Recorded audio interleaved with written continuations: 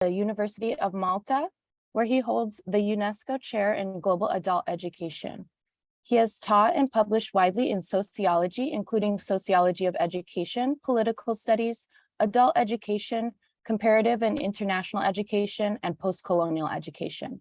He is the founding editor of Post-Colonial Directions in Education and guest editor of the book series Post-Colonial Studies in Education for Palgrave Macmillan. He edits book series for Brill and Bloomsbury Academic. He has published 24 books, only 8 of which are edited volumes, and over 150 papers in journals or as chapters in edited books. One of his single-authored books on Gramsci and Frere went into reprint and was published in 8 languages.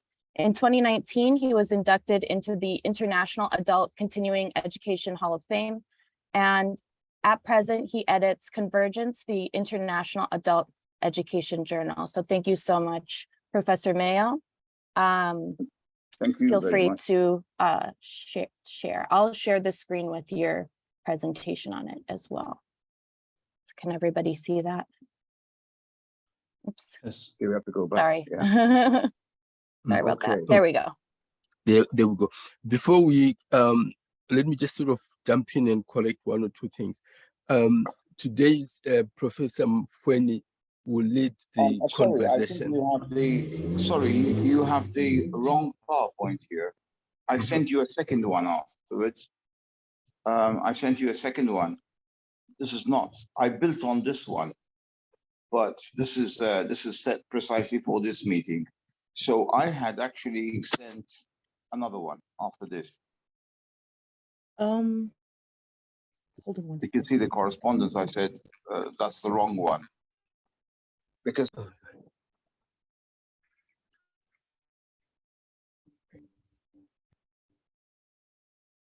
Right. Yeah, this is it. Perfect. So sorry, you were saying I interrupted you?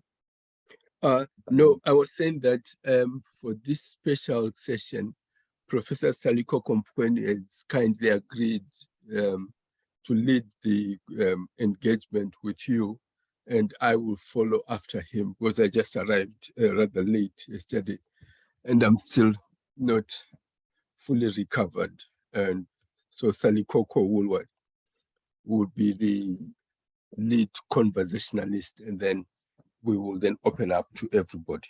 Thanks, Sally. Okay. Okay. Fine with me. So should I start? Yeah. Okay. The first part is going to be a bit of a odyssey, very short, just a personal touch in all this. I have to say, first of all, I am honored to be asked to do this, and I interrupted my vacation, actually my holiday, with my family because we've been planning this for a year, I think, a year ago, or I don't know how much. And you know, you got a very tight schedule, so I see this is very popular. It's a great honor for me to be able to speak for a very delicate subject, and I'll start off by where does my interest in decolonizing politics come? Well, I'll make this clear. There are different experiences of colonialism, and people are positioned differently in relation to it. I come from a country, a small island in the Mediterranean. Part of it's between Europe and North Africa. We are part of the European Union. Now that sends out people have this mistaken message that you're European. How dare you speak about colonialism? I had this once thrown at me by a referee who was reviewing one of my papers, and I said, well, Europe is not all the same. There are the orphans of Europe. If we think that we are in the same position as being it from other countries, I would not name, but there are very powerful countries, very powerful both economically and politically, is very different. We have a history of domination and colonization. I'm not clear about this because I tend to associate colonialism with capitalism. of course, in its various phases, proto, whatever. So we have a whole history of that. I mean, Malta became formally independent. Now we all know what that means. You become formally independent, but you are culturally and economically most dependent. In 1964, we still had British military bases here until 1979, 74, we became 64, we became independent. 74, we became a republic when we had our first elected government second elected government post independence. And in 1979, we had the closure of the military bases in Malta. So we were no longer dependent on British military spending in Malta. Of course, the Brits came in other forms. They are the majority country represented in our tourism intake, because we depend a lot on tourism. So, you know, I mean, we live the life of people who are caught up in this complex relationship where, you know, you are like a second subject in your own country, but we have also our ways and means of getting around things. I mean, one of the problems with colonialism is we don't present ourselves only as victims, but also as subjects, because people have had over the years, albeit in different circumstances, without writing off the suffering that many people experience through colonialism in certain places more than others. I'm not going to put Malta on the same level of being colonized in Africa, for instance. It's very different. Issues of race come into this a lot. But so there's a question of degree, and I recognize that. But we must also not present the colonized as only victims, because they also have, and if we don't recognize this, we'll be undermining the potential and the resilience of certain people in the colonial context. People react. People are not just dummies. They react in various ways. They appropriate. They've been denuded in certain countries of their own culture.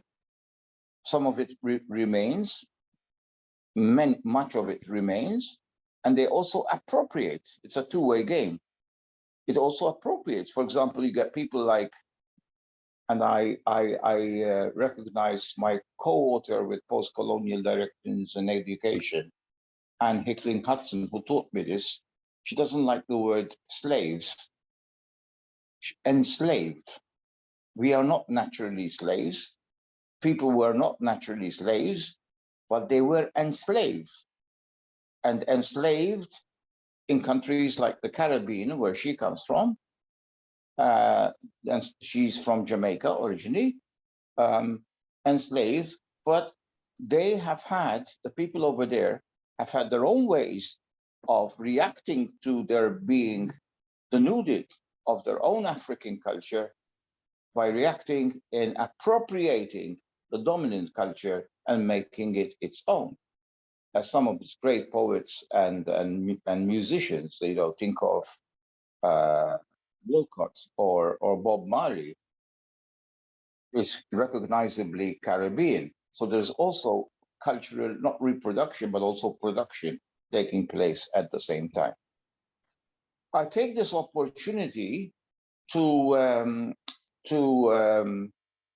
announce that, and I planned it this way, that I, as mentioned in the intro,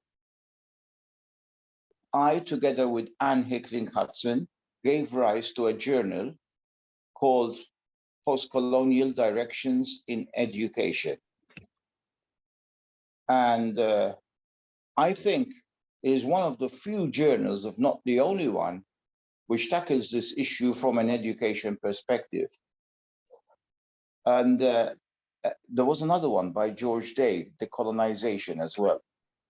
So after 10 years, I followed the advice given to me by certain experienced journal editors that one should spend not more than 10 years at the helm of a journal. This is not mandatory. This is not written cast in stone, but it's a well-trodden path. And this conversation we'll be having coincides with my relinquishing after 10 years editing a journal I co-founded with Anne Hicklin-Hudson. She's likely to do the same thing because we've done 10 years, about 20 issues. And now it's time to leave, to relinquish our post and give it and allow a younger generation to take over. Because by doing this, by letting go of something which was our brainchild, we help create an institution rather than simply, I've entered this place, created something, I've left, and it collapsed. We don't want that. We want continuity. And I think there is scope, there is a whole range of issues which require some kind of outlet of this kind. And Anne and I have been involved in 2 projects, this journal and the book series with Palgrave Macmillan, which has produced about, I would say, 20 books already in the series called Post-Colonial Studies in Education. Actually, we started before this.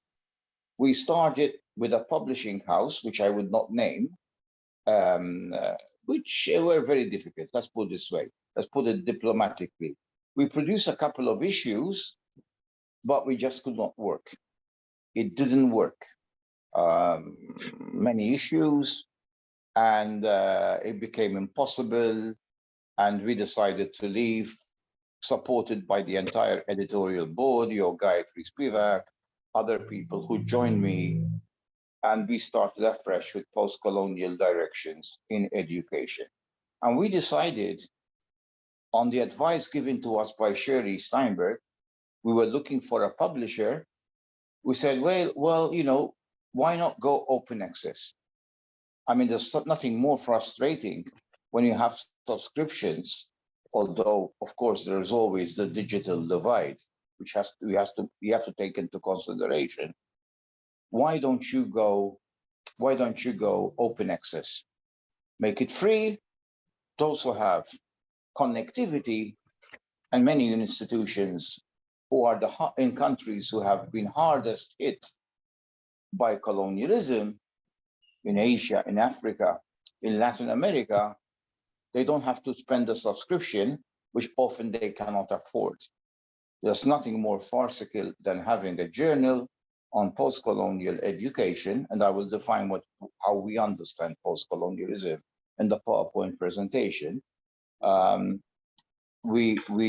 There's nothing more contradictory is when you get most of the most affluent universities in the most affluent societies subscribing, and the countries which are the hardest hit by colonialism historically, because let's not make any bones about it. I mean, some countries are more hit than others. Otherwise, colonialism becomes a meaningless term. If we don't recognize this, in my view,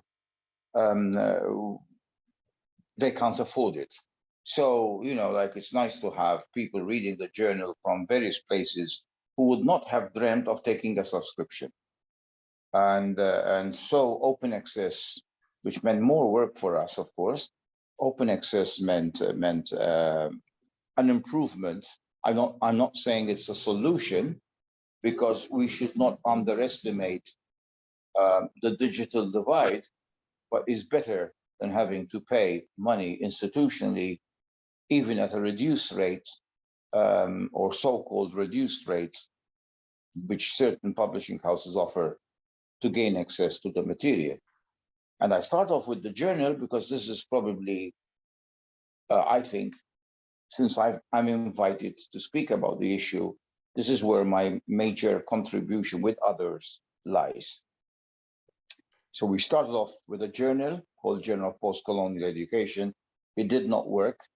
I am sad because of the great articles we had in those issues, and we may try to retrieve them because they're worth retrieving in different ways. But very happy with what we did with post-colonial directions in education. We offered space. We created a space where people can get some of the work published, and we've had a mixture of writers who were new to the field, who were new to academia, people who are just finishing their PhDs or on postdoctoral fellowships, who were also involved in the public sphere, so to speak, social movements, people we had actively engaged, and seasoned academics.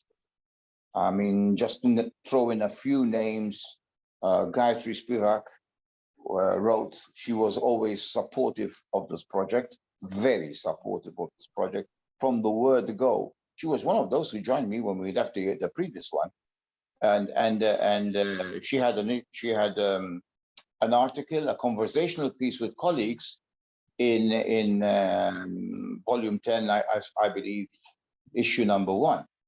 And then the last issue I worked on was the Paulo Freire issue, because as you know, 2020 was the centenary of his birth, and Paulo Freire is a great contributor towards colonialism. I have a paper now which has just been accepted for educational philosophy and theory on colonialism via Paulo Freire's writings and eyes and work as well. Work, not just writing, I mean, practical work. That should be coming out next year, perhaps, or the end of this year. So I moved in that direction. Now, if I can have the first slide, please. So this is basically 20 years engagement in post-colonial education. I started off with the previous journal around about 1999 or 2000. So that's more than 20 years, almost 20 years. Yeah, how do we define post-colonialism? Now, that is a very tricky question. When I invited people to join the editorial board, there were many who gleefully accepted. Some accepted 1 or 2 reservations, but they accepted nevertheless. Others, and I learned from these experiences, took up issue with the term post-colonial. And I know that this could be a very problematic issue. I mean, post-colonialism, us Palestinians, in a situation of settler colonialism, which you once had in the which you have in the United States as well, or in Australia or in Canada or whatever. But us Palestinians right now, if it's post-colonial for them, because they still suffer from what Edward Said, key source of reference, of course, on colonialism, together with Stuart Hall and many others, Homi Bhabha and so on and so forth. Okay, we try to avoid this, but it's there. There is a canon. Whether you like it or not, you have to come to terms with it. Ask them if he calls it direct colonialism. I believe it's in a term he uses in most of his works, particularly cultural imperialism. So yeah, I mean, so post-colonialism for me, what I see in it is more the dynamic aspect of colonialism. You never arrive. It is an ongoing process. I mean, I just had a paper and I had statements like, I found it foolish actually, but it was one of the referees who said, decolonization into what? And I said, oh, I've heard this before. People talk about transformative. Transform into what? It's become a cliche. It's become hackneyed. You know, what state are you looking for? This is an ongoing process. It's an attitude. It's an ongoing process. It's also a struggle to transform structures made by people. Structures are not a thing. They're not thingified. They're made by people. So it's also moving dialectically. as a Eurocentric, as a European stalwart, political economist, philosopher, whatever, Karl Marx, no longer popular in certain quarters, okay, once wrote in the 18 Brumaire of Louis Napoleon, and I'd always follow this mantra: people can make change, bring about change, but not in conditions of their own making. So we can bring about change, but most of the time, I don't like to talk absolutes here in an absolutizing manner, but never in conditions of our own making. So we have to dialectically come to terms with what exists, whether we like it or not. And this is where I see post-colonialism. I see the element of process in it, without deluding ourselves that we have passed the colonial stage. We still are in colonialism. I mean, just because we are not directly colonized, what it often means is the former colonial powers or the milieu that they represent is colonizing us on the cheap. Before they would pay for us, now they don't. This is the post-Second World War settlement, where many colonial powers gave up their colonies. However, many of these countries, formerly independent, remain in a colonial situation. So post-colonialism is used in an all-embracing manner. It accounts for processes, and we had this in the very first issue of post-colonial directions in education. We had more than this, actually. It accounts for processes of domination that have their origin in European colonization. That's the basic element. They extend beyond the period of direct colonization, using Said's term, to take on new forms, notably those of neocolonialism. I remember the late Nawal el-Saadawi, her bone of contention with us, and that whether and this was a major issue, whether she should join or not, and she didn't, was that she could not accept the term post-colonial. She prefers the word neocolonial. You know how they, I don't understand what this word is. I understand that we're living in neo-colonial situation. So I understand this. Actually, my preferred term, honestly speaking, would be decolonization, because that's an ongoing process. Decolonization. Of course, post-colonial. When we try to sell something, etc. It does wash with a lot of sectors, not least the publishing sector. And then by the time we went open access, it was established as part of our project. So it accounts for processes of domination that have their origin in European colonization. They extend beyond the period of direct colonization to take up new forms, notably those of neocolonialism, dependency, and the intensification of globalization, hegemonic globalization, because we do recognize, I do recognize, and also some of my colleagues, that there are different forms of globalization. There is globalization from below, but there is also hegemonic globalization, to use Boaventura de Sousa Santos' classification, the Portuguese sociologist, which is also colonial. I mean, it's very colonial. I mean, supranational organizations which speed up the process of globalization, like Malta is part of the European Union. Many people see the European Union as a very colonizing force. However, there are never clear binaries. And this is probably one of the reasons which brought me around to accepting post-colonial. There are never clear binaries. This is why I don't like the term. I know this is a bone of contention. Some of my friends will disagree with me on this. Anti-colonial.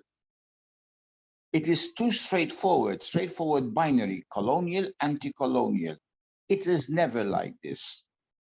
As in all forms of power, from Gramsci to Foucault, etc., you have this mantra. You are never external.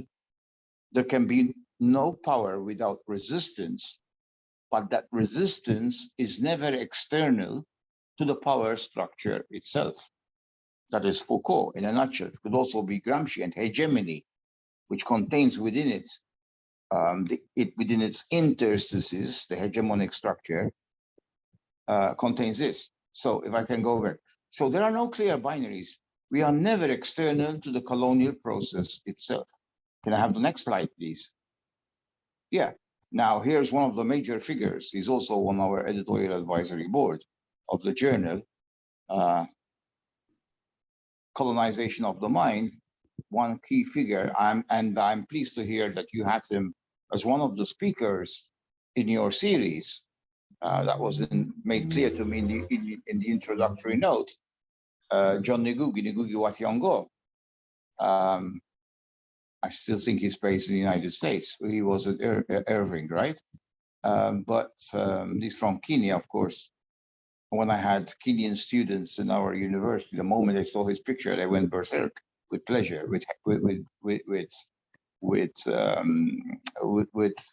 they were happy to see a co-national of the a person from their own country being celebrated in what used to be a very Eurocentric courses at our university. Colonialism imposed, he writes, I find this is a key quote in the famous book on the politics of African literature, Decolonizing the Mind. Colonialism imposed its control of the social production of wealth through military conquest and subsequent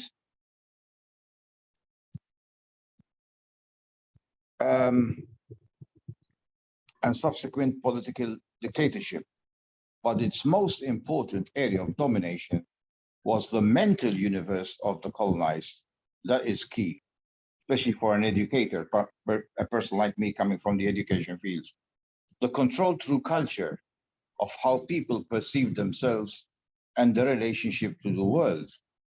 Economic and political control can never be complete or effective without mental control. To control a people's culture is to control the tools of self-definition in relationship to others. And this is where I actually saw fleetingly a note here. This is where I think educators, people, cultural workers, really have a tough job on their or our hands. Because as with other forms of difference, I think of Dorothy Smith and her everyday world as problematic. She passed away not so long ago. This is an ongoing struggle because the very institutions in which we work, of which we form part, and in which we contradictorily are ensconced as teachers and as producers of knowledge, have a very colonial thing about them. What knowledge gets accepted, whose knowledge is accepted, etc. It shows there's a very strong Eurocentric bias, which is being challenged, of course, by different kinds of knowledge, Afro-American writings, indigenous knowledge in different parts of the world, but still there's a very, very serious challenge to make. And how do you go about this? Do you go about this by taking Audre Lorde's mantra, following Audre Lorde's mantra, the master's stools will never dismantle the master's house? However, there's also that Marx reminder, yes, we can bring about change and we should struggle for change, but we do this in conditions not of our own making. So this continues to show that trying to dismantle, trying to challenge, renegotiate relations, because this is all about relations, which attest to the control over the mental universe, is a huge task. It is an ongoing task. but it is a task which critical people, critical cultural workers, critical educators, critical intellectuals, and I'm using intellectual in the Gramscian sense, defined not by some innate feature, but by your position in relation to the status quo. This is a huge challenge. It is an ongoing challenge. You never arrive. This is unfortunately the reality. Decolonization is an ongoing process. It will always be there. There will always be new forms of colonization to discover, things we are not even thinking about right now, you know, but some people are suffering from it. It is an ongoing challenge. So you never arrive. This is like democracy, this is like education. The moment you think poverty, the challenge against poverty, the moment you think you have arrived, you've lost the plot. Can I go move to the next one, please? So from one Kenyan now to a Tanzanian. Next slide, please. Can I have the next slide, please? It's Julius Nyerere this time.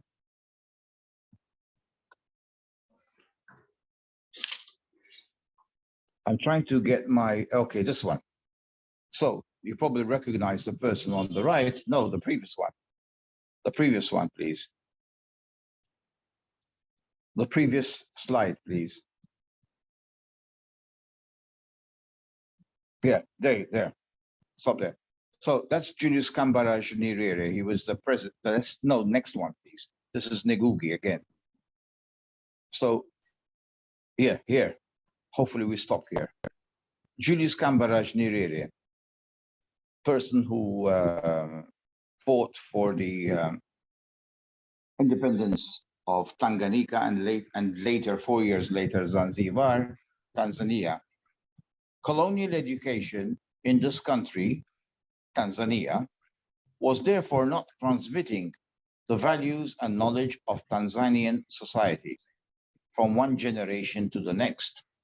It was a deliberate attempt to change those values and to replace traditional knowledge, the traditional African knowledge, which he was obsessed with, and which many people also challenged him on, with knowledge from a different society, an external society. It was thus part of a deliberate attempt to effect a revolution in the society, to make it into a colonial society, which accepted its status and which was an efficient adjunct to the governing power, which is straightforward here. He's talking about, in his case, British colonialism, a bit of German colonialism in Zanzibar. Germans didn't have many colonies in Africa. They missed the bus because they became a nation in 1870. They had only small number of territories like Southwest Africa and, Zanzibar, one of them. And Julius Nyerere, people can be at odds with his political approach, but what you find in his speeches and writings and his thinking is a logical opposition to what is the status quo. You can find there the elements of a post-colonial critique of society. Never mind whether it worked or not. I'm not going to go into that. It depends on which vantage point you are looking at things. There are many things in Africa which didn't work, and they were not socialist in nature. They were mostly capitalist driven. So don't just blame Nyerere for this kind of stuff. He says this himself. And I think that was really astutely put. Many countries took the capitalist part, fooled into taking the capitalist part, because the promise of development did not take place from a capitalist perspective.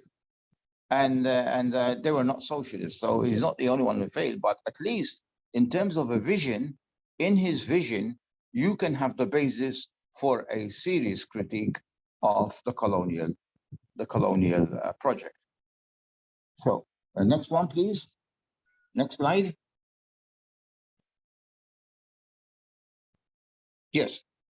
Now, both the journal and book series develop themes.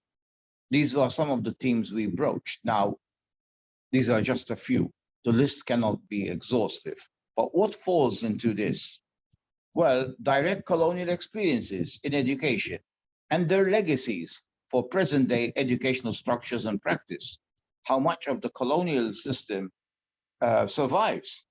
Survives also because, not always, because there is a dissonance between the new society which is emerging and the old society which cannot be any longer. You know, the what Gramsci calls the interlude. The old is dying, but the new is struggling to emerge. You will always have the lag. But even because there are local interests, indigenous interests, which want to appropriate some of those structures. Not all is to be thrown away. However, they have to be approached differently, in my view. So that's a very important thing. Educational experiences reflecting the culture and imagination of empire. I mean, empire, I'm talking about empire in general. Colonialism had their own way of creating a myths and firing up the imagination to put us in a very, very deep contradictory situations. The imagination of empire, which is not only prevalent amongst the colonists, but also amongst the colonial subjects. And that is also very difficult to do away with. And some of it, as people like C.L.R. James and Edward Said would tell you, because they actually qualified in those fields, have their benefits as long as they are dealt with in a critical manner. You know, for example, Edward Said teaching the English memoir alongside Arab memoirs, together. So this is what we call critical appropriation. Colonial curricula and subaltern alternatives, a big struggle going on. You know, I mean, it's not easy for the subaltern alternative, even post-independence, even when a bloody war was fought for independence, it was still very difficult for subaltern alternatives to make inroads into the educational system, though governed by a revolutionary government. This was the case, for example, in Guinea-Bissau, where Creole, it was hard for Creole to find its place in comparison with the colonial language, which is Portuguese. Paulo Freire writes a lot about this because he was an advisor to as part of the World Council for Churches in former Portuguese colonies in Africa. The colonization, as I said, time and time again, is an ongoing process. One never arrives. Can I have the next one, please? Yes. Now, we have to be very careful. This brings me back to the question. Decolonize into what? Surely, this doesn't mean we go back to a pre-colonial age, which is an age we don't know, but an age which can be a part of our myth, could be mythology, could be over-romanticized. I mean, Julius Nyerere was criticized by African scholars for this. He spoke about a pre-colonial situation of brotherhood and sisterhood. Of course, he always used the word brotherhood. Africans question that. It's no hankering after a mythical pre-colonial golden age. There is a tendency we romanticize pre-colonial period, you know, as if we know enough about that period so long ago in history, creating some kind of golden age. It's almost like what the idealist philosophers in Germany did. They used to hanker after a mythical golden age associated with Goethe, etc. I mean, colonialism, for me, has to look forward and not look backwards. Neo-colonial education and identity construction. What effects does it have on identity construction, on on the development of subjectivities, politics of representation, how our images, etc., represent people in their differences, creating the other, and therefore the norm. Eurocentrism, which runs through part of the colonial system, part of the ever so colonial knowledge dissemination system through publishing houses, etc., many of which have their own publishing branches in Africa, for instance. I mean, how much of that propels even further Eurocentric images, whereby, for example, the African sees himself as the white, the black European, black skin and white masks, as Frantz Fanon calls it. Next one, please. I cannot do justice to all these themes. I'm treating them superficially because of the time. Another aspect of colonialism, internal colonialism in a single country. We have a tendency, for example, to talk about countries and territories in a very totalizing manner. The African, the Italian. There's no such thing as the African. That's a huge continent, the largest continent to begin with. So things are much more complex than that. We have to avoid this kind of unitary subject.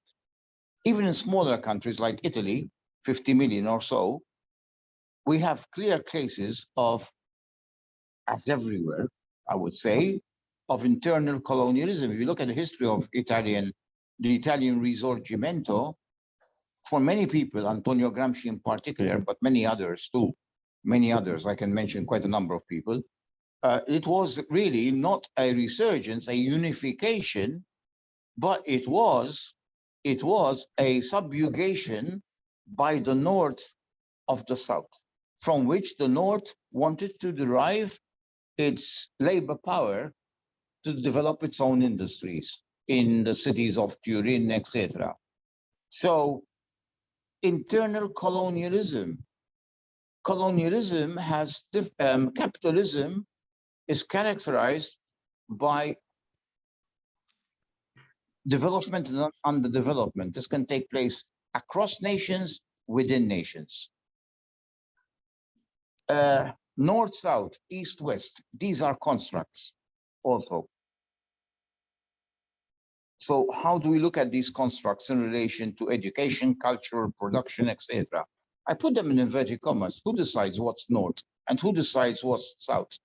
If you go to, if you go to a place like southern Spain, which was under Moorish influence, under Arab influence for many years, and you go to the Alcázar, which is an Arab place, and you look at some of the maps of the Mediterranean, the Arab forces, first of all, there was no demarcation between north and south. I mean, the religious center was Mecca, the cultural center was Cordoba, which today would be in Spain, Andalusia. So there was no demarcation. That is different from European colonization, which has clear demarcations between Europe, for example, and Africa and other places, United States and Latin America. Secondly, the Arab forces are presented moving down from north to south. Now, in Eurocentric thinking, it's the other way around. So north and south are very relative. Then we also have the theme of supranational bodies. It's not just nations, but it's whole human. It's first of all, there is people talk about an intellect, a corporate elite, which has taken probably part of the functions, not completely. I do not believe that the nation state has gone away, which is a neoliberal myth. But we have this supranational bodies. Transnational capitalism is one of them. And of course, institutions like the European Union. That's the one I know best. And then, as I said, there's the ruling corporate elite, which places its predatory. It places its tentacular forms in different institutions. Even UNESCO, some people argue, has already been taken over by this ruling corporate elite. You know, I mean, so next slide, please.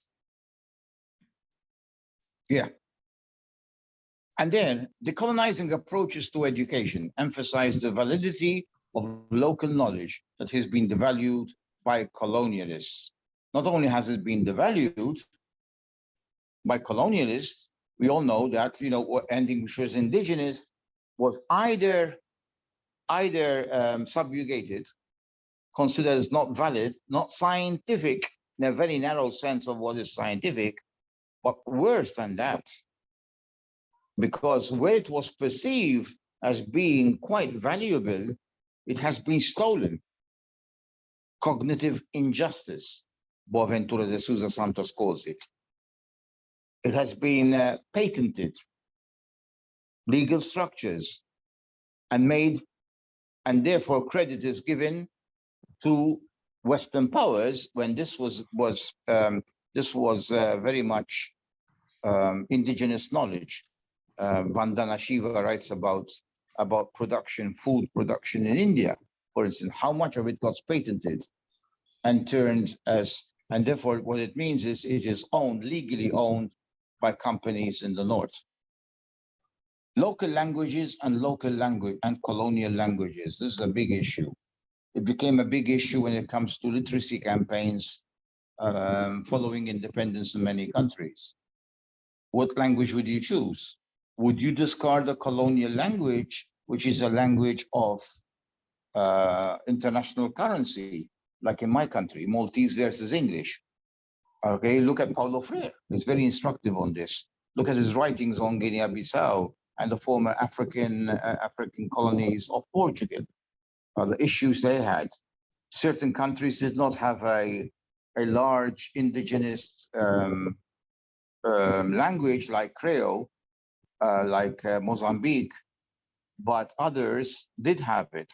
And therefore, how to create a literacy program in a language which is close to the reality of people, through which they can read not only the word, but also the world. And therefore, you have lots of literacy campaigns involving different languages. Paulo Freire argued for Portuguese to be taught in certain sections where it related to their own social relations of production, but the majority of people, the rural people, spoke Creole and therefore and other languages, and therefore they should be learned to read and write in that particular language. That throws up the issue then of connectivity, throws up the issue of we are living in a globalized world, so we need to be bicultural, I would argue. Okay, I don't know, you know, I mean, the thing is, as a critical person, we can only ask questions. We can never provide complete answers. You know, always be afraid of certainties, I would argue. But that was the attempt in many countries. So indigenous knowledge, either discarded, denigrated under colonial systems, not favored by institutions which represent the colonial systems in terms of even students from the colonies proceeding further with their studies, scholarships, etc. And also stolen, patented, made as belonging to Western institutions when their origins are amongst peasants and other people in the colonial territories.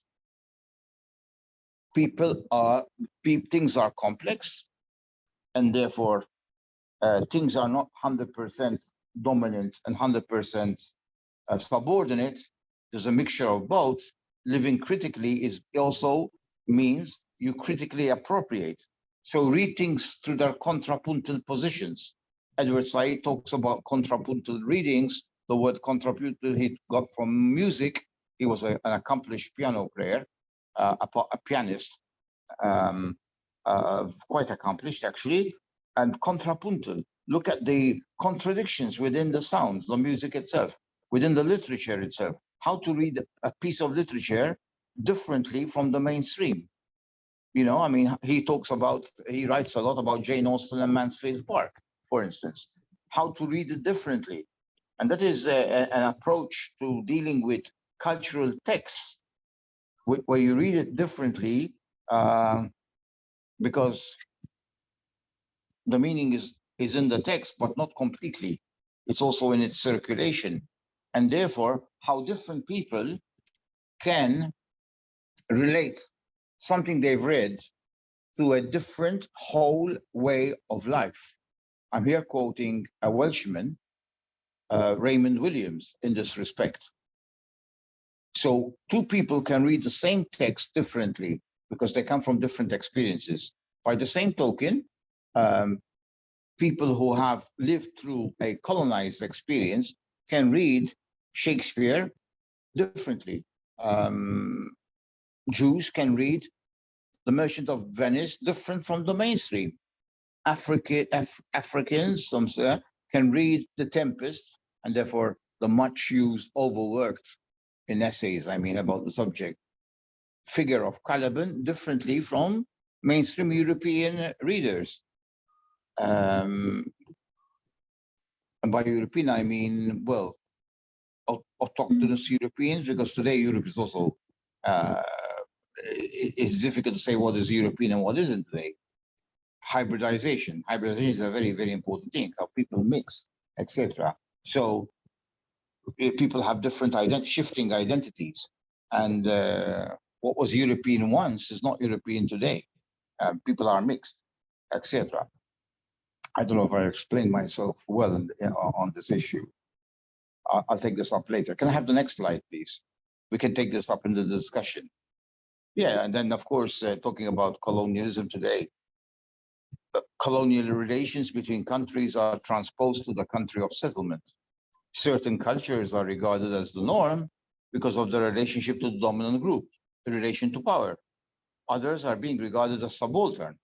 That's a term that Gramsci used a lot. Antonio Gramsci uses subaltern because he also dealt with colonialism, and not in terms of people coming from colonies and settling in Italy, but people from the islands and from the southern provinces who were impoverished by the new Italian post-Risorgimento state and the relationship to the north. And he deals with this in his famous tract on the southern question, and his notes in the prison notebooks on the history of Italy, Italian history. So this is also reflected amongst countries like today, where countries are now changing, where because of mass migration flows, the relationship with different groups often reflects the relationship which once existed amongst colonizing countries and colonized ones. They are now transposed to countries building their societies on immigrants. I picked this up by living in Canada for a number of years, and I could see the same kind of relationship, which basically the word ethnic is reserved. This is so reserved for immigrant groups, and then what this does is it sets up a dominant group as not having any ethnic marker. They become the norm. They become the norm. So, next slide, please. Can I have the next slide, please? Well, capitalism has a global reach. It always did. What is different today with information technology, everything operates on real time. That's the very big difference. This reach is intensified through important developments in information technology in real time. Because we can go back to Marx's famous statement in the Communist Manifesto, where the search for markets chases the bourgeoisie all over the world. It must nestle everywhere, etc. It's always been globalizing. Production is not located today in one place, but dispersed throughout the globe. Colonialism brought devastation in the third world. Walter Rodney. How Europe Underdeveloped Africa, which is a text I insist, I recommend that my students at different levels read to understand the devastation of Africa and resources. Next slide, please.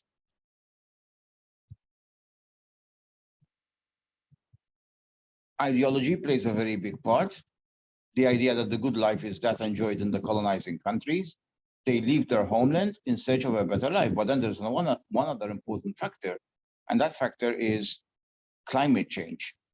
I mean, climate change with heat levels now becoming intolerable, 1.5 degrees increases, but people predict it will be 4.5 by the end of the century, force people to move, and the hardest hit are people in the global south. Next one, please. I'm just skimming the surface here of some of the themes. Can I have the next slide, please? Yes. Immigration, obviously, represents the emerging aspect, probably the most evident of the white process, which characterizes more and more the whole planet, globalization.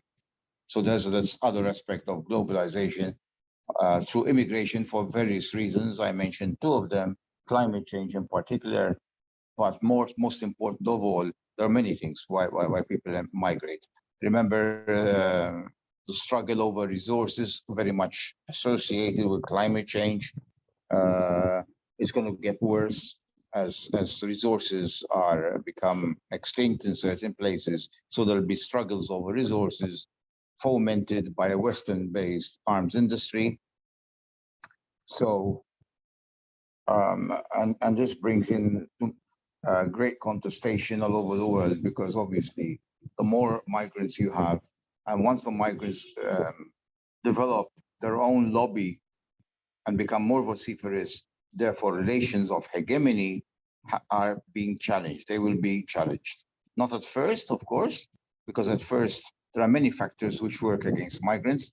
One of them is being under the radar, so to speak, but eventually when the lobby gets stronger, hegemonic notions get challenged. And therefore hegemony, as always, is never static, it is always in flux, and migration will eventually make this very clear. But it takes time, of course. At first, migrants are very vulnerable, so they're not going to be vociferous. They won't, contrary to what feminists argue, they will also plea, and I've experienced this personally, to speak on our behalf, because you can afford it, you can do it, we can't. But that will change, of course, by the strength of their lobby. Next slide, please. These are issues we can take up for elaboration in the discussion. Next slide, please. Can I have the next slide, please?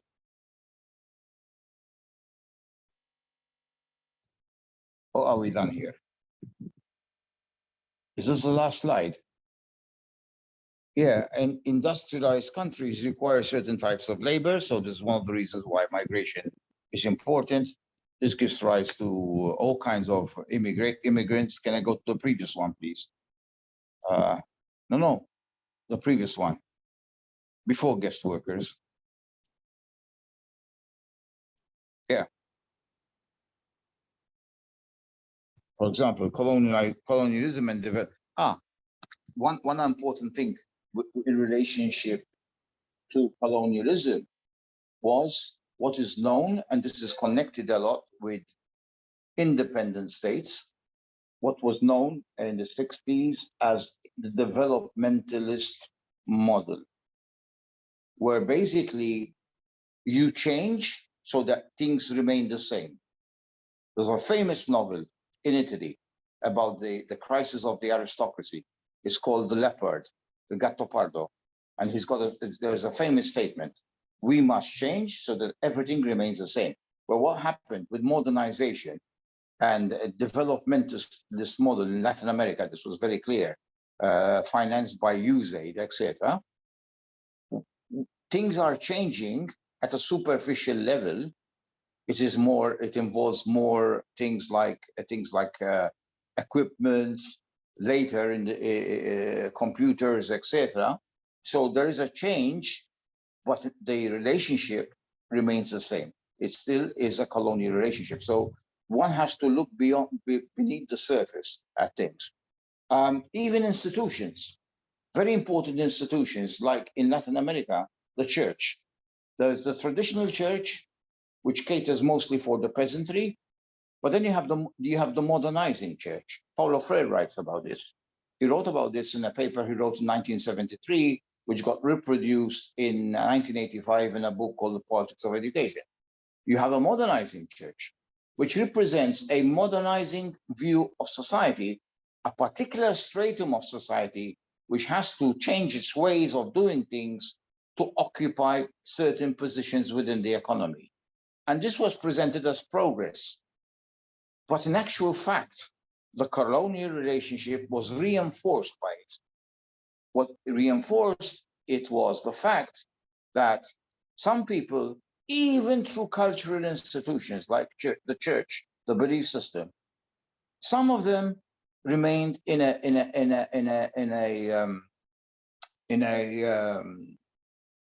peasant condition. Others moved into high-tech jobs, etc. But the relationship remains the same, because we cannot talk about colonialism and not talk about capitalism.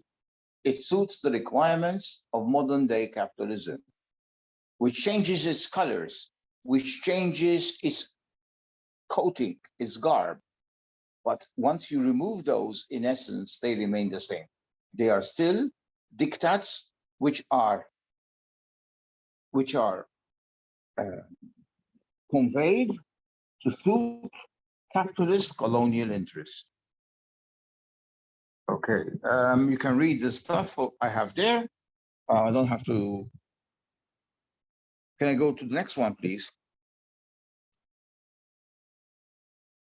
Yeah, we also have certain. It's not just a mass migration. We have to contend with it, but there's also temporary migration, guest workers. Now, guest workers can range from people working in high techs in places in Europe, but coming from different backgrounds. Guest workers also mean highly qualified people from China who can do great work in engineering and in computers at a very low rate. This makes it, therefore, this pushes down the price of high-tech labor. I mean, people from China and many places in Southeast Asia are flooding the global market and settling for different conditions from what a professional in that field is accustomed to. And then you can also have, of course, the mass migration of people without marketable skills, if you can call it this way, capitalist marketable skills, who provide a different labor market. So, and they are mostly exploited. So these are, sometimes they are guest workers, sometimes they're guest workers in places like Switzerland, etc. So sometimes they are guest workers in United States. Think of people who are brought in for the harvest periods, and then they get deported. The famous song by Woody Guthrie, Deportee. Okay, so that's also part of the colonial panorama. Can I get to the? I'm trying to. Now, the opportunity to work, irrespective of how exploitative the conditions are, becomes a primary concern. A primary concern. It is this concern that takes precedence over the concern for political mobilization to confront the exploitation they suffer. Once the group settles, eventually the lobby will improve. And once the lobby will improve, that group will begin to challenge relations of hegemony. Next slide, please.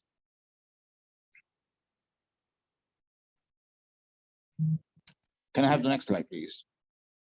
Okay, the rest is things like reaction to migration. Capitalism wants migrants, but many of its spokespersons promote a racist, xenophobic discourse, which has led to the emergence of right-wing neo-fascist groups in different parts of the world. Think of Brazil, think of Hungary, etc. Next slide, please. And of course, I use Paulo Freire's idea of dialogue, but dialogue is a very important issue. Dialogue means listening and trying to understand people on their own terms. And here I make a very important point. A point made by Antonio Gramsci. Antonio Gramsci has inspired me a lot in my own work. So a lot of my work centers around the writings of Antonio Gramsci. And Antonio Gramsci dealt with the issue of migration in his lifetime. He was not dealing with foreigners coming into Italy, as I said, as I explained a few minutes ago, but he was talking about people like himself from Sardinia, from the islands, from Sicily, from Calabria, etc. And he was concerned about a very racist discourse, which was based on stereotypes, on non-researched information, which he feared was going to make its presence felt in teacher education institutions. And for him to understand migrant groups, and this now applies to people coming from other countries, from outside the country, you have to understand the people, migrant people, not at the point of arrival where they are treated in a homogeneous manner. You have to understand them in the country of origin. What were the conditions in the country of origin and the kinds of differences which were not accommodated in the country of origin, which made them migrate in the first place? And for Gramsci, and I still think this is quite relevant today, not because I champion Gramsci's writings, Ursula Appich, a German sociologist, has also made this very important point. In fact, she was the one who led me to these writings, through her own writings. You have to understand, research thoroughly the situation of the migrant and at her or his point of departure. So if they come from Africa, which part of Africa do they come from? What is the kind of social difference you have in that kind of Africa, in that part of Africa? What are the different indigenous groups? I don't use the word tribe because of its no neo-colonial connotations. Indigenous with a capital I, indigenous groups in that particular territory, in Southern Africa, in North Africa, etc., Central Africa, whatever. This is where migration in its entire complexity is confronted. If you study migrants only by their behaviors or perceived behaviors in the country of origin, that is too late. You have to study the migrant in her or his country of origin. That's a massive task. And I think it's a task for countries for institutions which have the wherewithal to do this kind of research. And that probably puts pressure on universities if you want to understand migration, because you need a lot of wherewithal. The wherewithal has to be there to create a very serious knowledge. Then you can introduce this presentation of different cultures to people undergoing teacher education institutions. Unless you do that, this will continue to confuse the issue. Gramsci wrote this in reaction to certain stereotypes which made their presence felt in some of the novels which were being written and very popular in Italy in his time.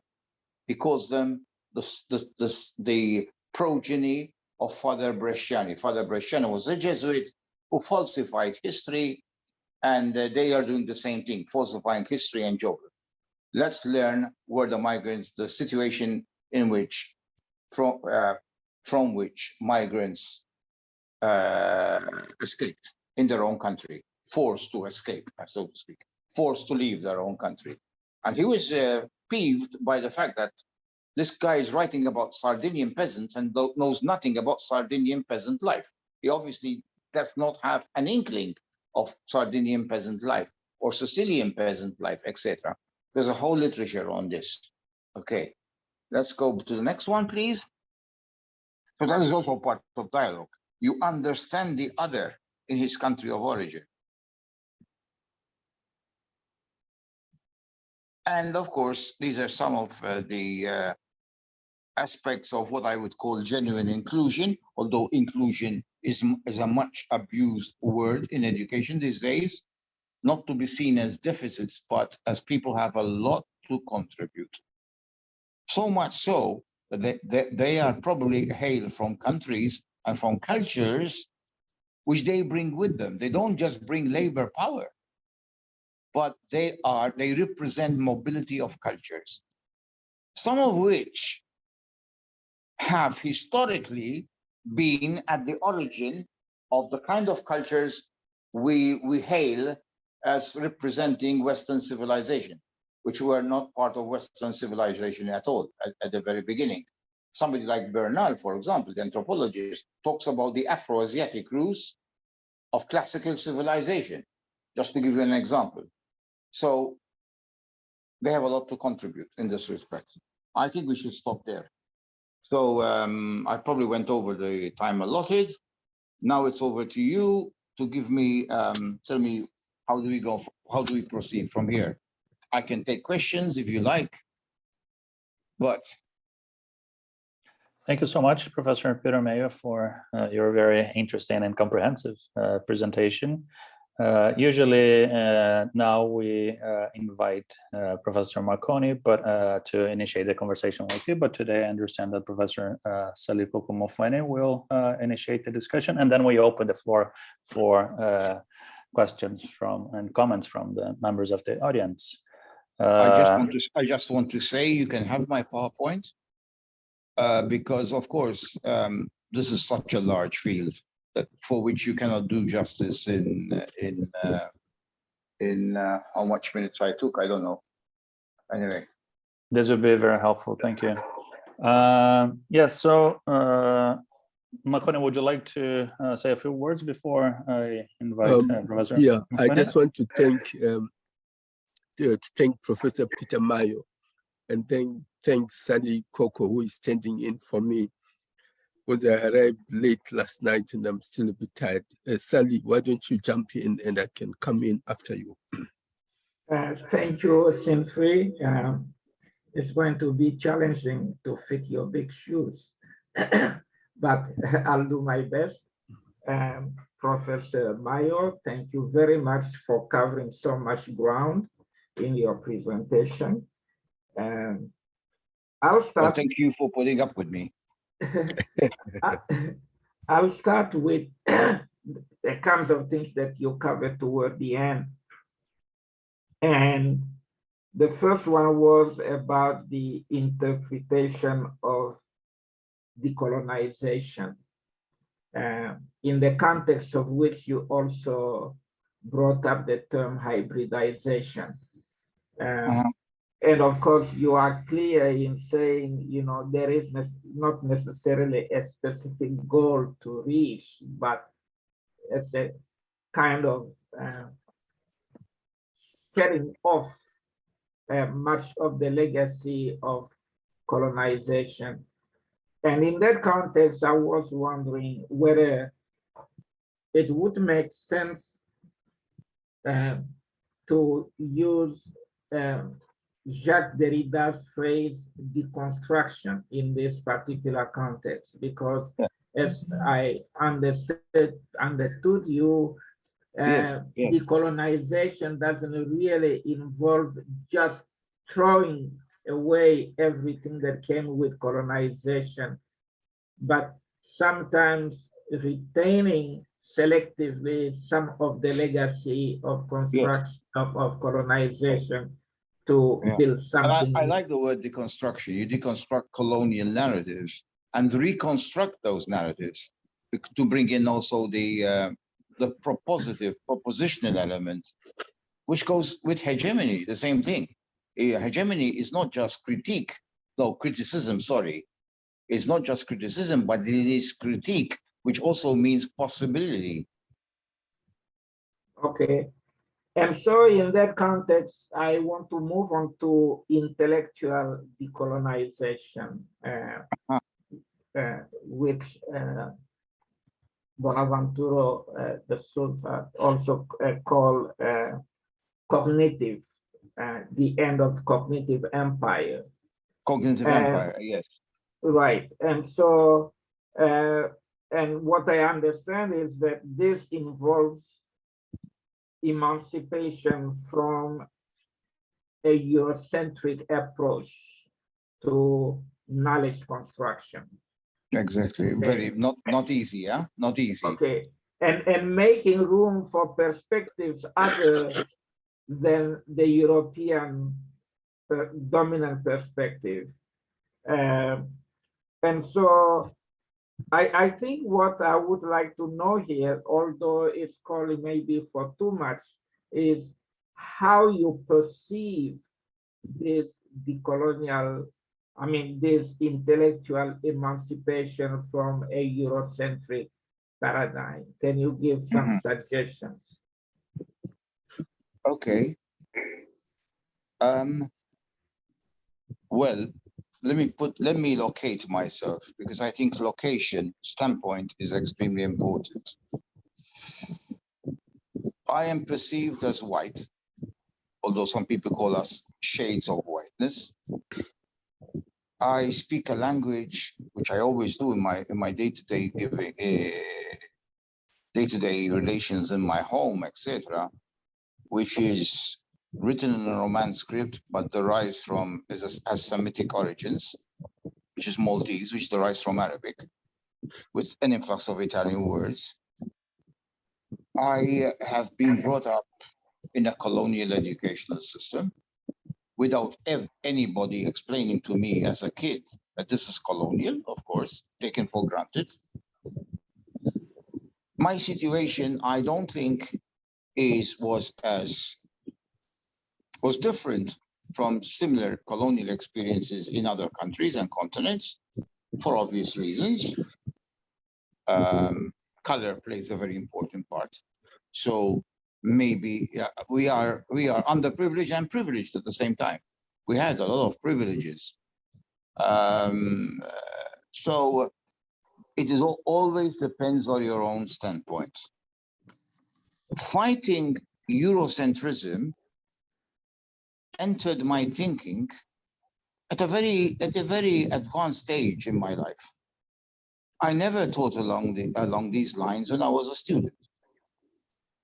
I don't think even when I did my first degree, it was from graduate studies onwards that I started thinking along these lines. And I thank a country for this, Canada. That's where I did my postgraduate work. So that for me was a rude awakening, both by the people who lived next to us in Edmonton, Alberta, a very conservative province, by the way, but not a conservative department in education, and our neighborhoods, and in Toronto. So Eurocentrism is something we will always be part of. I will always be part of in my location as a Maltese person. But being aware of it gives you a certain attitude, gives you also an urge to know more, to explore more, and to explore more, not in a cumulative sense, but in terms of, listen, let me explore other avenues. Let me explore other writers. Let me bring a variety of writers into the courses I teach. So if I had taught my course on social difference prior to my postgraduate studies, first of all, I probably would not have taught a course on social difference. And secondly, I would have done it much different. Today, I bring in writers from different parts of the world. Indigenous knowledge, you name it. Latin America is not just Paulo Freire, but there's also Gabriela Mistral and things like that. And even so, despite all that, if you had to ask me deep down if this is Eurocentric, I'd probably say yes, it still is, and inevitably so. because you never get away. You never get away from that habitus that you had. You will change. You will. The best you can say is, I become less Eurocentric. But to say that I am now completely Eurocentric is the most arrogant statement that I can make. And I think this is what we have to bear in mind. Now, this doesn't mean, now I don't understand the African culture. Okay, I do not understand in the sense I have no claims to make sweeping statements about African cultures. I mean, African people here are much better positioned, infinitely better, in a better position than I am. But I would assume, from my limited knowledge of colonial education, and from what I saw from some of my colleagues, students, who probably were high flyers in their own country, their upbringing was very much a British colonial or French colonial education. They too I would probably dare say, with trepidation, without any assurances, that I wouldn't be surprised that they also face these situations, that even they themselves will never break away completely from their colonial stranglehold. But that is consistent with the interpretation of decolonization as deconstruction. Yes. Because you don't throw away everything. But one can also say, well, I'm not Eurocentric because I have brought in different non-European perspectives to coexist or to compete with the legacy of Eurocentrism. So the moment that I start dismantling Eurocentrism, I don't think I'm Eurocentric anymore. Okay.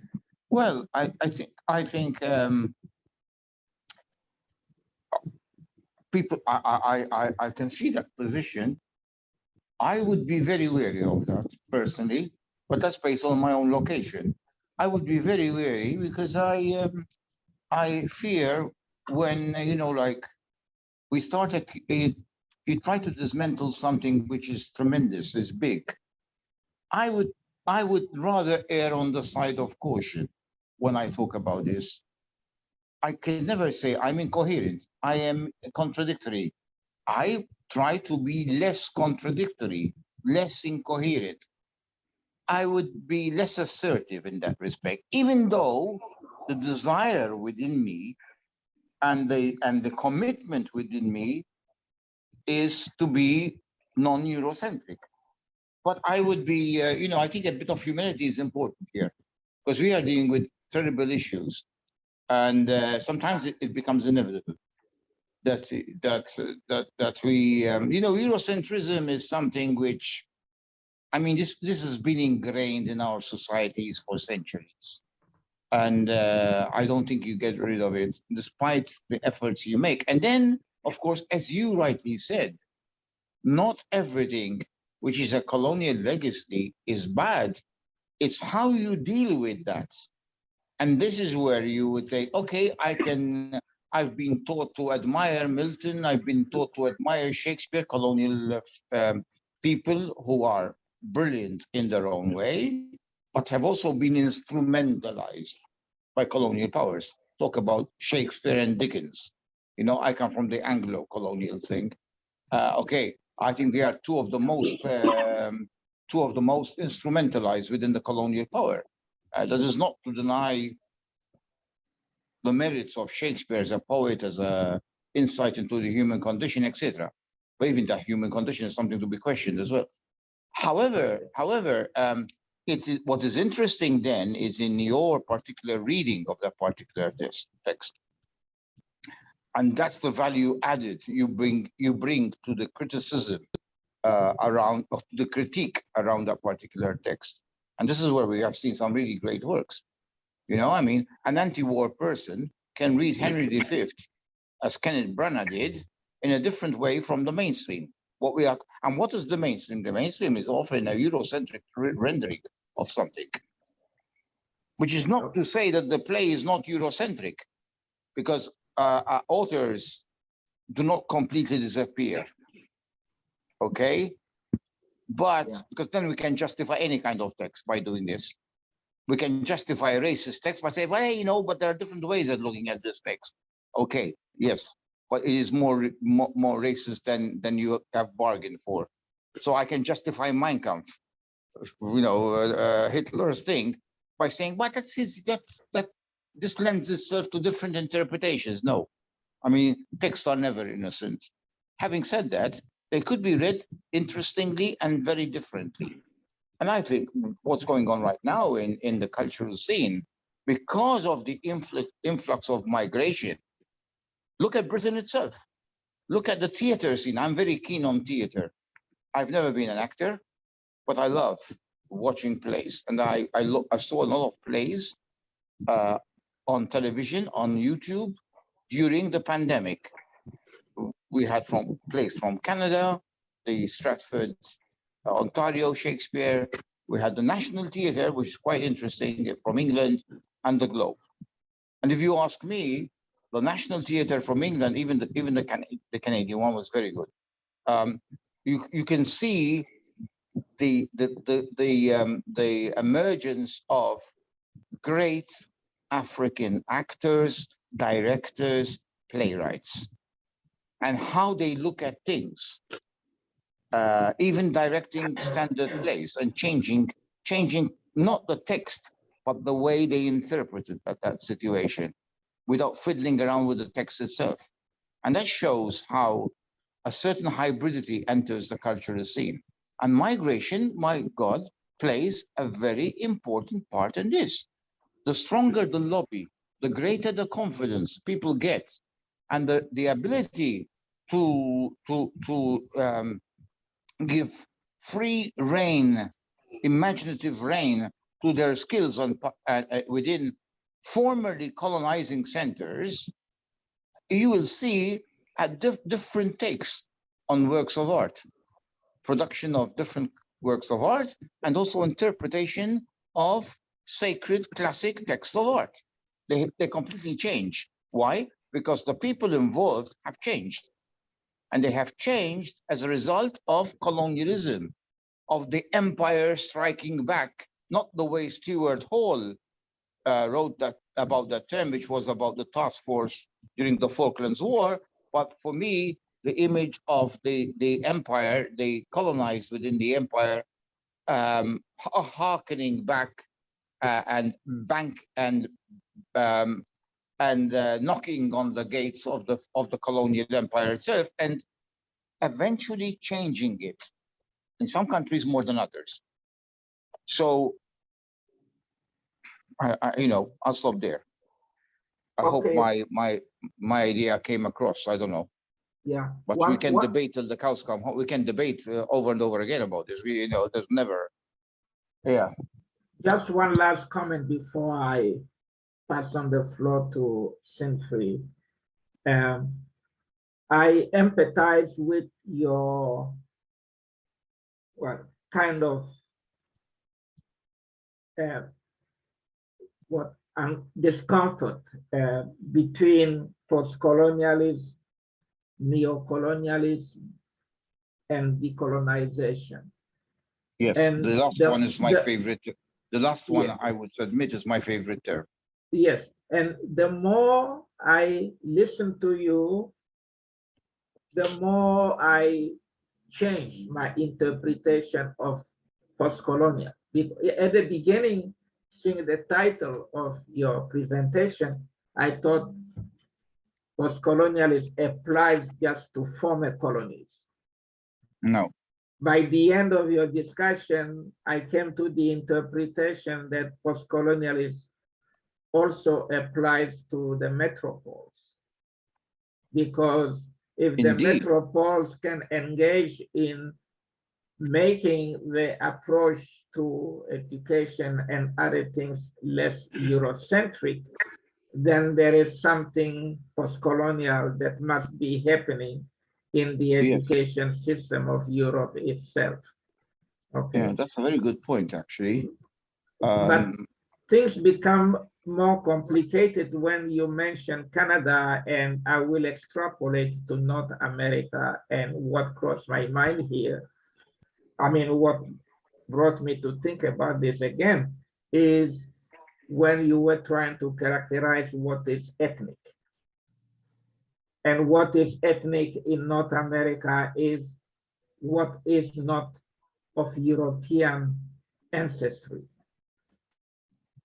So everything that comes from Africa, Asia is ethnic. So I can, when I speak of ethnic cuisine, you know, it conjures up something non-European. I cannot speak of Italian cuisine or French cuisine as ethnic. That's the tradition here. And but what is also striking? What are you based? What are you based? I'm based in the United States. Okay, it's very different. I think there's a difference between the United States and Canada. Well, I'm presently in Vancouver. I cannot speak when I'm speaking from Vancouver at the moment, and I've been here for a few months. And you know, I cannot speak of Italian cuisine here in Vancouver as ethnic. Mm-hmm. Nor of the French cuisine, it's just like in the United States. But something I wanted to underscore is the erasure of the natives. Yes, the natives are just taken out of the picture with this term ethnic. If you want people that bring them back, will speak of tribes or nations in Canada. And so this is quite interesting. And I think this is my way of saying the term decolonization is probably more focused than, or maybe, is it that focus? Can Europe decolonize itself intellectually? Yes. Yes, you know, that's a very valid point. I did feel that way when I taught in Vancouver, UBC in 2010, and I wasn't teaching all the time, and me and my good friend Andre Mazawi used to walk around Vancouver in different parts, and I did feel that way, that just by recognizing that this land belongs to this, was this enough? I don't know. I don't have an answer, but I did felt, well, I hesitate to say this, but the gut reaction I had was, this is token. Maybe I'm wrong. Maybe I'm wrong. I felt the same thing in Australia when I was there, my only visit to Australia. So yeah, I mean, yeah, the indigenous people, which I respect and write with a capital I, of course. And I've learned this from my contacts in the United States, but critical people in critical institutions, that not to use the word tribe, but to use the word indigenous. I defer to their knowledge because they are living right at the heart of these situations. I appreciate the point you are making, in fact, about this. So thanks for making it, actually. You know, sometimes we can only, the interesting thing is this, that is why I try to avoid certainties. We can only raise further questions, but be careful when we try to provide straightforward answers, because sometimes there are more questions raised than answers provided.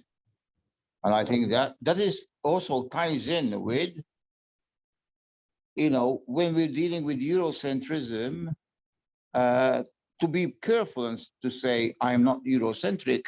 I personally, I don't live your life, but all of you I'm talking about now, not just the persons asking the question. I personally am not prepared to say I'm not Eurocentric. We can make change collectively, of course, not alone, but not in conditions of our own choosing. And there is a milieu there is a habitus with which has to be reckoned. But thank you very much. That was a very, very insightful, and I learned a lot from that, your intervention. Thank you. Raphael, I think Arthur has got his hand up. Yes, thank you, Marconi. I have here two other people who have written their questions in the chat box. So, and actually the two questions revolve around the same theme. So I thought about asking the two questions at once and then passing on the digital floor to Arthur. The questions are, the first one from Thibaut. And the question is about dishonesty in Eurocentric scholarship. So I Thibaut, saw that one, yes. Yes. Dishonesty on whose part? From what I understood of his question, questioning the use of terms, colonialism, post-colonialism, modern colonialism, future colonialism. So according to him, it would be difficult to break out with these logics if the language remains, it revolves around the same terms, the terms of the slavers, the terms of colonialism. Mm-hmm. So what hope is there for us to break out of the colonial trajectory if we continue to discuss our liberation in terms of colonial language? So the language issue. Language, conceptual, terminological, yes. Yes, I share that preoccupation. Again, I don't have an answer to it. I share, and that is why we have to appreciate when some of the greatest writers associated with post-colonial approaches are often dismissed as being too complex. And my position with regard, I don't want to mention, because some of them are my friends. I don't want to mention the particular writers, but I have particular writers in mind, is that we don't appreciate, or people who raise these issues don't appreciate the struggle which is reflected in the language they use, precisely for the reason that this question raises. So, you know, sometimes some of the greatest writers, the most well-known writers associated post-colonial, are at the same time, on the one hand, revered. On the other hand, they say, oh, what was the gist of her talk? And they say, oh, as usual, I never understand anything. Maybe you don't understand the struggle which is reflected in language. It's a struggle because to break out of these binds, you know, and we have to appreciate that. And the most critical theory that I know of is actually very much along these lines. And I never dismiss this as being highfalutin. I never dismiss this as being too abstruse actually, or obscure. I appreciate the struggle over language and over meaning, which is reflected in that kind of writing. It is not, and if the effort is genuine, and many times it is genuine, not showing off by making yourself not easily understood on purpose to generate a debate. I think it often reflects a struggle over the complexity of what we're dealing with. I'm not very good at that because I now, in later life, I try to be very simple, hopefully not simplistic. But maybe I'm not doing justice to the struggle and the complexity involved in this respect. So I do see that point, yes. And I did see that comment fleetingly as it was being made. But you know, my mind was on on the PowerPoint. My eyesight is not very good, etc. And so I missed the other one. No problem. That's completely fine. We usually invite our audience members to write the questions in the chat box, and then when we open for Q&A, we ask their questions on their behalf. And the second one is from Busi Makoni, and she also asked the questions about concepts. And the question is there a conceptual difference between coloniality and post-colonialism?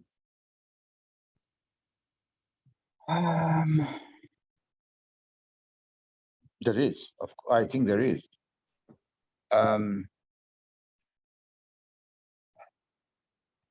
Well, I haven't thought about this in depth to be able to do justice to any difference that there may exist off the bat like this. Listen, there are many terms. As I said, I've come to prefer the word decolonizing personally, but I do see post-colonialism as what I explained it to be. Coloniality, well, I mean, let's say this. Let me put it this way. Let me think like an editor putting out a journal. If it is a journal on coloniality, and if it is a journal on post-colonialism, I am sure that we would have accommodated the same kind of articles throughout. Wouldn't have made any difference. So I think there's only a fine line between different terminology, and I'll leave it there. Okay, thank you. And now I'd like to thank Arthur for his patience, and I'll hand over the digital floor to you. Okay. I want to thank Professor Mayo. I think his presentation was excellent. And he was making comments about not being able to do justice to the topic. Of course, no one can in an hour or so. So I want to stress and underline the good that you did, which was presenting us with a very broad view of what we're talking about when we talk about colonialization and decolonization.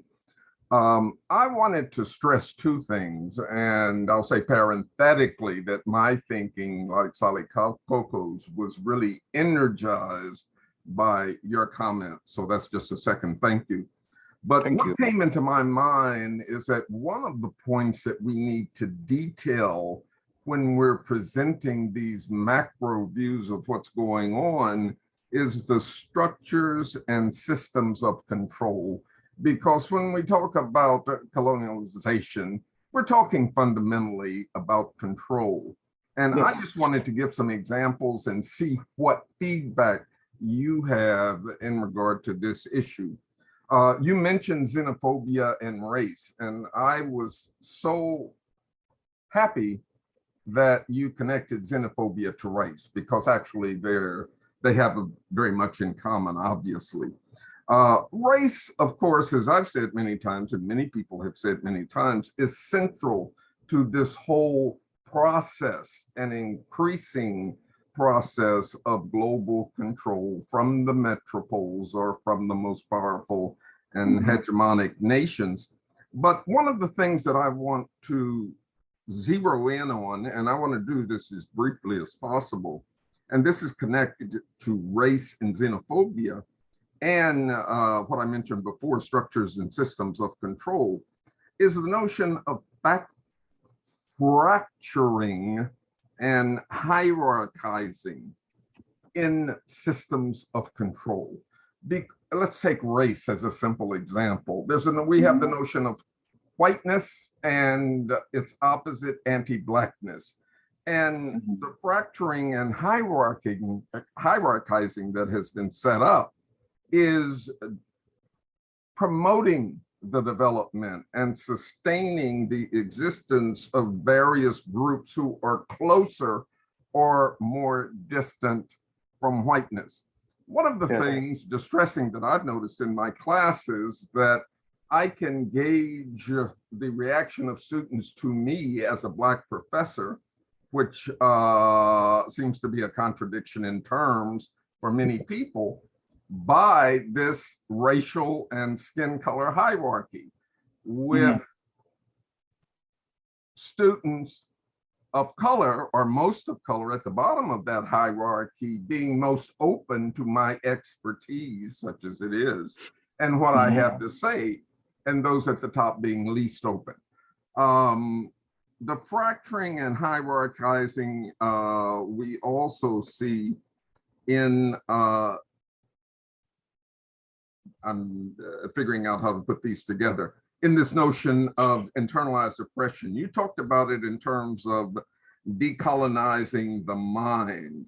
And this is very important, because how do we get rid of these structures that are in our own minds that have been placed there by the colonial educations that we have received? And it's a struggle. How do you get rid of Eurocentrism within yourself? And of course, I think we have to see that as a project, not as something that happens magically once we're aware of the problem of Eurocentrism in our own mind, but actually setting up protocols for ourselves to check ourselves in terms of our remaining Eurocentrism and our remaining racism and our remaining male chauvinism, and so on and so forth. Systems of structure and control. I just want to point out briefly before I stop some things. Finance. We're mostly social scientists and humanists, but of course the social sciences include politics and finance. But I think it's good to bring those into our broader discussions of decoloniality. Finance, how finance, loans, debt, and I don't need to go into the details for this group, are used to maintain these structures of oppression and control. Also, we have to look at something so simple and taken for granted as democracy, which sometimes is derisively referred to as bourgeois democracy. You can call it what you want to, but we know that it's largely a sham where it is practiced.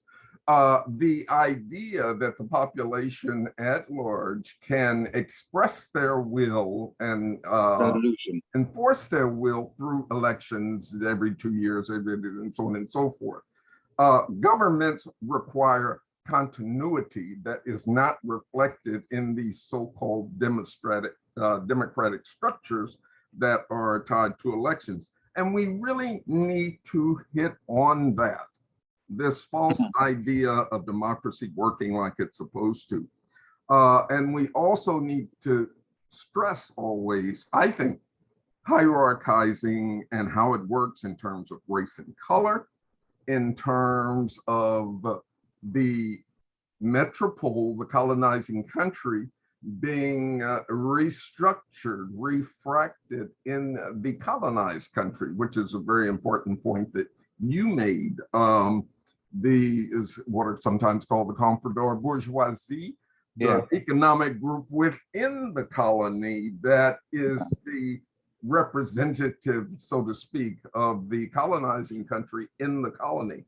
So we have the hierarchy that is reproduced within the former colony, within the colony itself, in terms of economics, different classes, that class structure, also in terms of race and skin color, and so on and so forth. And one of the most pernicious aspects, and I'll end with this point, of these hierarchizing mechanisms of controls is that so many of the colonized buy into them. I was once in conversation in a context sponsored by the US government with a Mauritian, and I think most of you are basically familiar with Mauritania. And he was speaking and he said, da, da, da, da, da, da, da, da, da. And we, the whites in Mauritius. Now, this Mauritian was about my color. I have a wonderful suntan now, but I'm not much lighter when I don't have a suntan. He was about my color, but he referred to we, nous les blancs, we, the whites. Now, what's going on here? There is a pernicious, to use that word again, identification with Yes. the oppressor and Eurosystem. Black skin and white masks. So Yeah. I'm going to stop here and let others. Well, thanks. Thank you for your presentation. Thank you. And I can thank you because I subscribe to what you said, everything. I would want to add something else. And I can hear some people say, now you're talking. Intersectionality. Because we can always treat race in a very, very also, how should I put it? What's the word? Getting old, you know, names, words are not easy words I'm talking about now here. But you know, like how does race and class intersect? I mean, we talk about these compradors a lot. They spoke about this guy from Mauritius. He probably belongs to a particular class. I don't know. I don't know the person, but he does. And how do they think?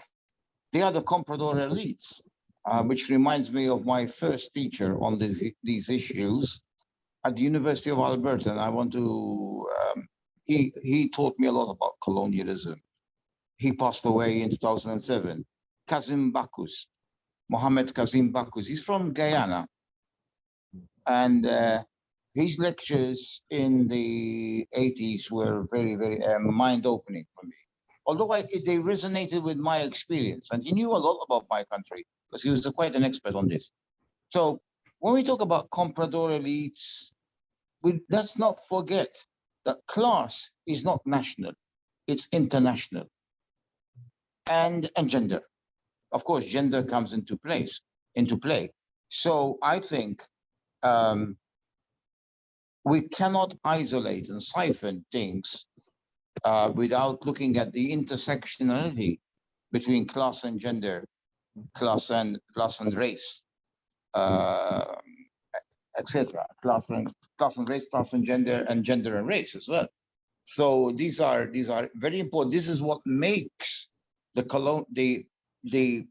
decolonizing discourse so complex and so rich. And that is why we need these outlets to present fantastic material which is being carried out at different levels, and which we don't want this to remain on the shelves as dissertations, but put out into a much more broader sphere. How do we get this kind of stuff outside academia, from outside academia into more of the public domain? Now here, the important thing is the public intellectual, which in my opinion, people like your Cornel West in the United States, etc., they do a world of good, and that's why they're hated. They would want to keep them out of the mainstream because once these ideas enter the public domain, they become even more dangerous. They could be tolerated at academic level, but not beyond that. That's a preoccupation I face, of course. And of course, some of the questions you asked are so engaging, like the previous one as well, about coloniality, colonialism.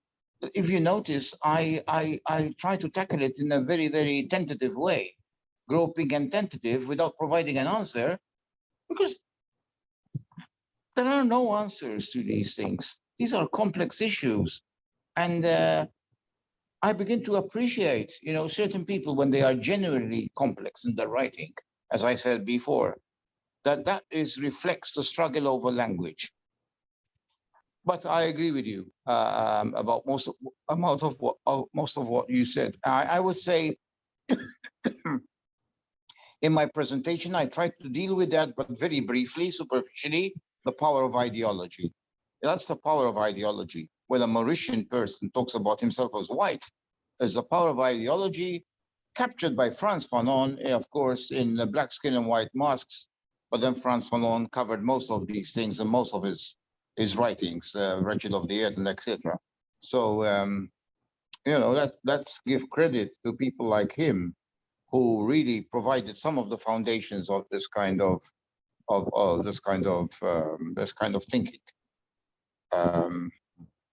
Often in people who found themselves in often contradictory ways. He was sent there as a psychiatrist to Algeria.